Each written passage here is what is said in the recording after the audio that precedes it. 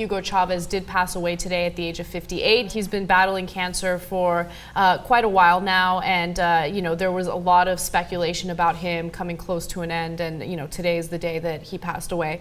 Just to give you some information about the implications, of course it's going to have implications in Venezuela, but this is also going to have implications worldwide, in the United States, in Bolivia and Ecuador, which received a significant amount of aid from Venezuela, and also Cuba would get oil for virtually free from Venezuela, very, very cheap oil. But a lot of people are wondering what this means for the United States, because Venezuela would also export oil to our country as well. And I feel like Desi is more of an expert on this than I am. So Desi, take it away. Well, I am no expert on Venezuela, but I do know that right now what Venezuela is going through, they have deep uncertainty, they have a lot of violence, very high crime rate, very high inflation. But from what I understand, it's expected that Vice President Maduro, Nicolas Maduro, is his chosen successor, and that it seems very likely that he's going to be elected. They have to announce an election within 30 days now.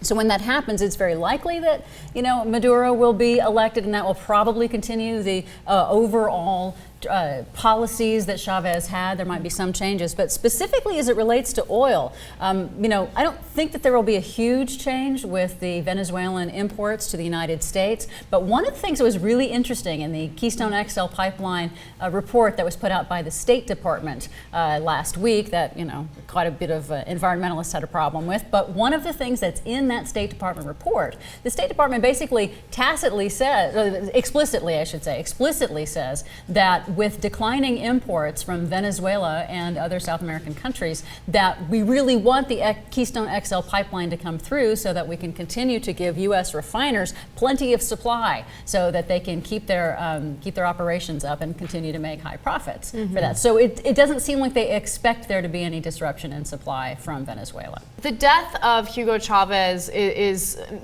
basically, there are a lot of mixed responses about it, because although, of course, there are a tremendous amount of people that were unhappy with his presidency, of course, one thing that he was very well known for was helping the poorest individuals in the country. So even the people that are definitely against him will always reference that and say, you know what, he did do a lot for the poor in Venezuela.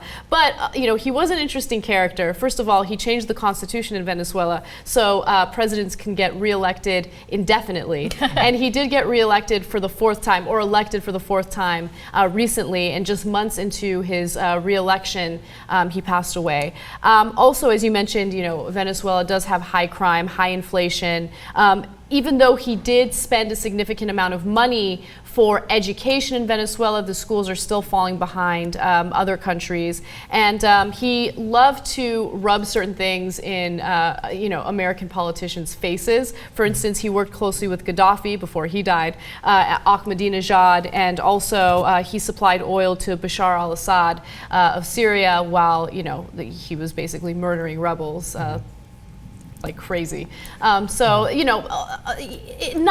is black and white. You can't really look back at his presidency and say he was all bad or all good. There were good parts of his presidency, bad parts of his presidency, and I kind of sound like CNN saying that, but it's the truth. It's the truth. The announcement by Raul Castro in Cuba that he is going to step down at the end of his current term, I think 5 years from now. It feels like there is this transition from these firebrand socialism